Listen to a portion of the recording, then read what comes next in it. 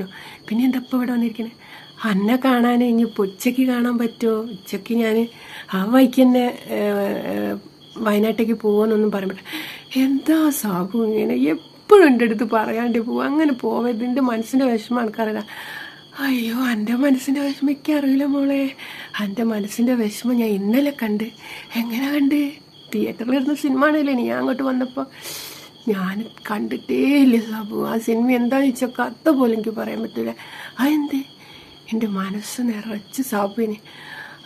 മനസ്സ് നിറച്ച് സാബുവായിട്ടാണ് ഇങ്ങനെ അലങ്കാരത്തോടു കൂടി സിനിമയ്ക്ക് പോയത്.